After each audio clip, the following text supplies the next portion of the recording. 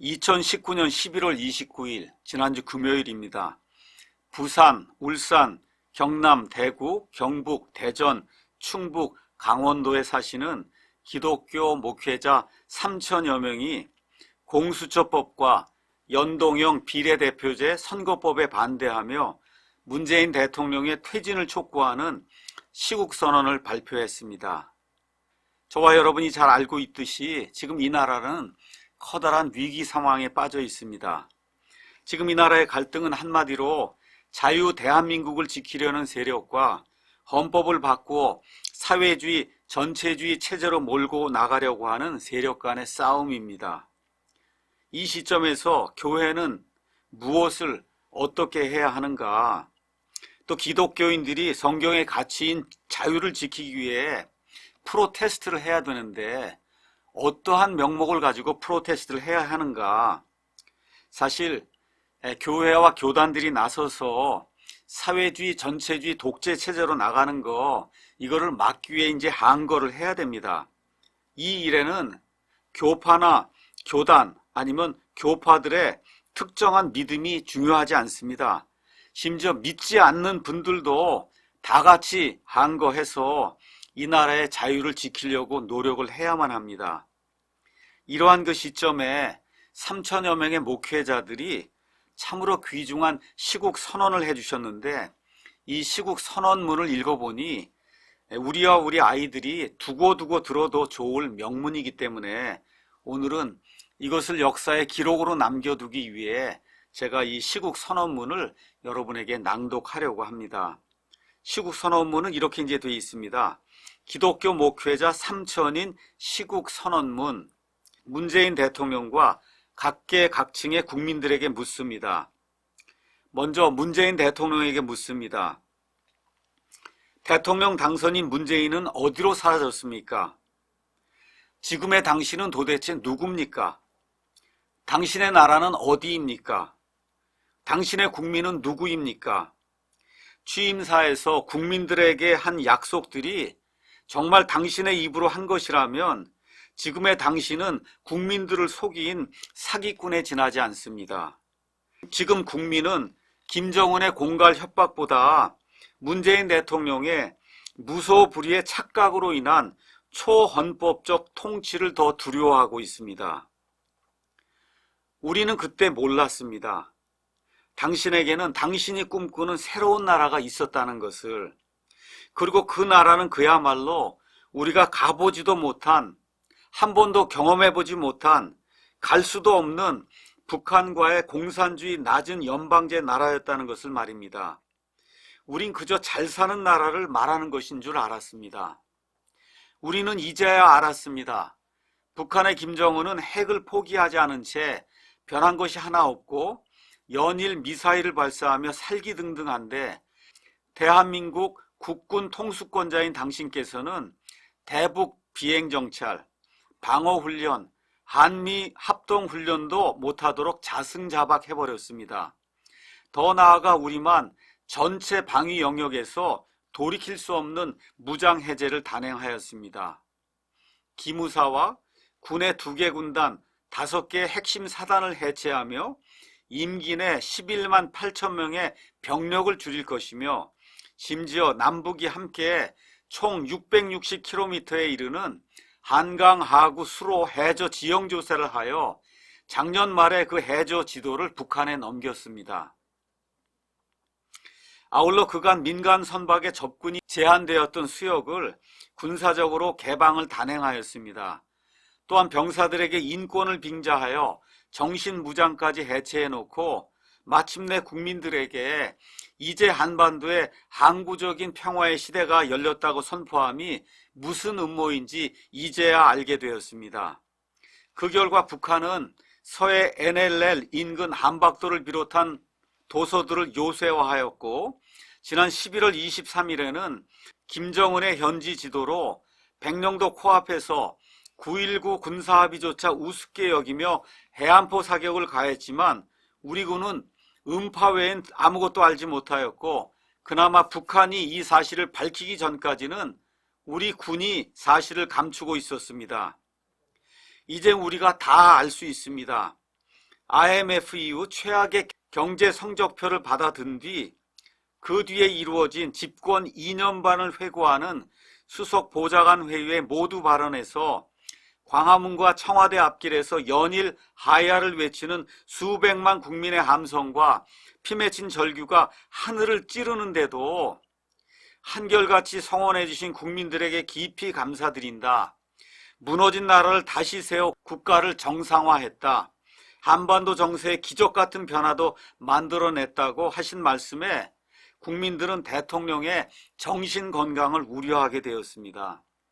그리고 11월 19일에 가진 또 한 번의 모렴치의 소통이었던 국민과의 대화에서 당신의 업적으로 자랑스럽게 말씀하신 집값 안정, 부동산 문제가 지금 서울과 지방에서 어떤 상황인지 당신만 모르고 있다는 것과 지소미아 사태를 일본이 원인 제공한 것이라는 주장이 얼마나 비열한 거짓말인지와 당신의 이와 같은 발언들이 일반 국민들에게는 왜 유체 이탈 화법으로 들리는지 혹은 다른 나라 대통령의 말과 같이 들리는지 이제는 우리가 다 알게 되었습니다.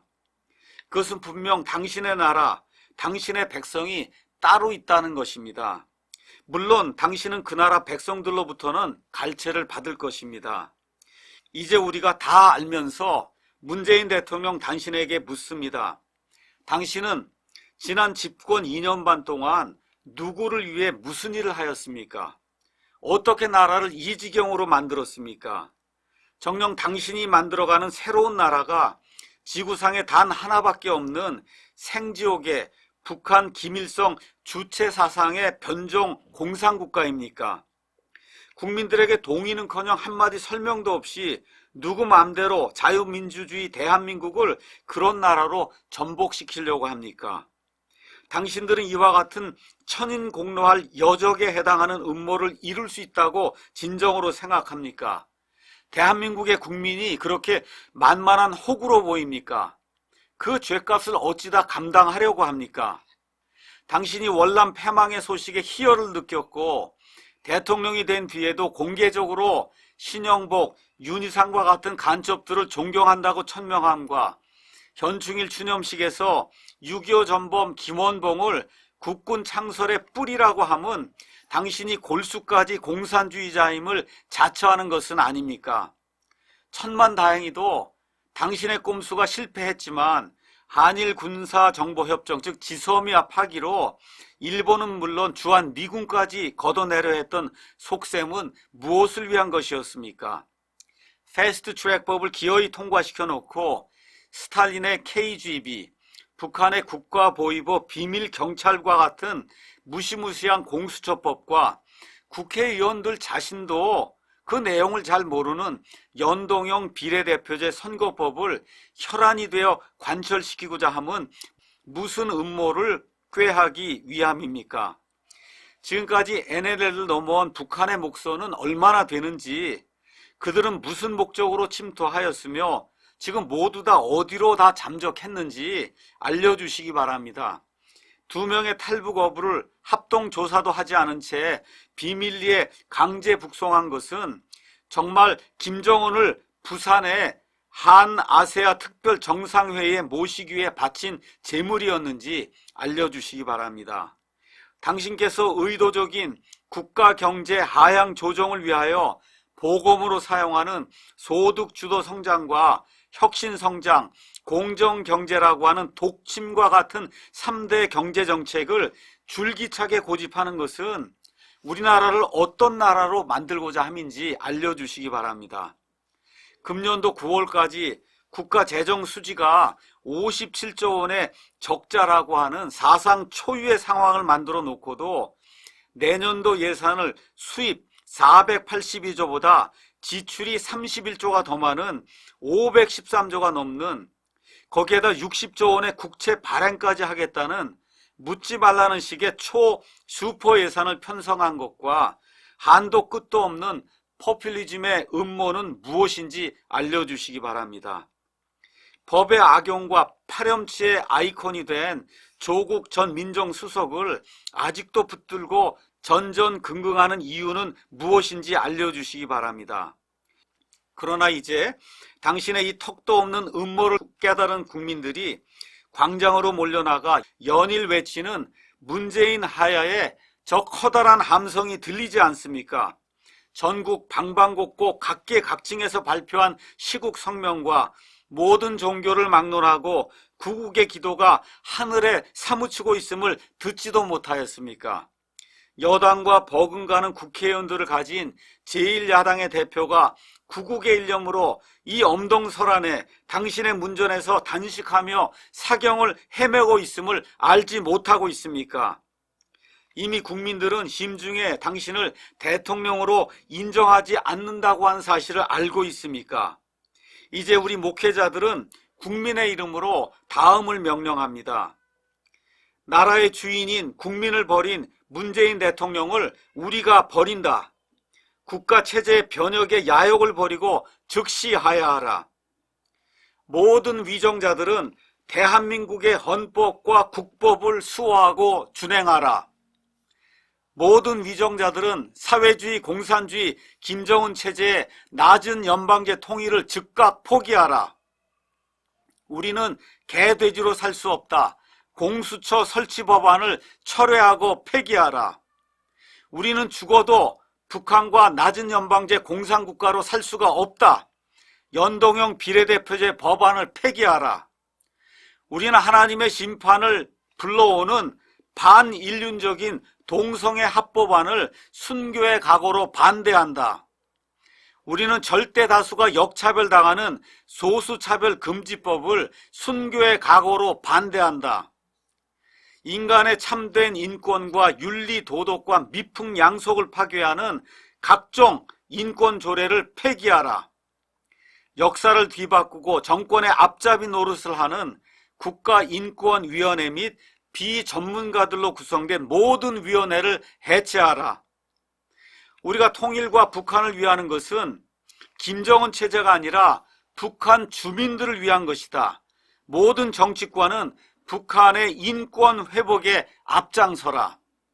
테러의 위험과 민족 갈등과 종교의 대립을 필연적으로 야기시킬 난민 정책을 신중하게 수립하라. 한미동맹을 강화하고 한미일 공조를 속히 회복하여 국방과 안보를 더욱 공고히 하라.